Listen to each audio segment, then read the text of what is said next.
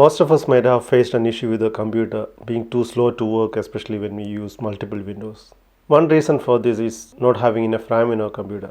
We can increase the RAM by replacing the existing RAM with a higher capacity one or adding additional RAM to the computer. Here in this video, I am explaining how to open the computer, replace the RAM, and how to check if it is updated. Let's now go straight into the video, and welcome to Jaiju's Home Videos.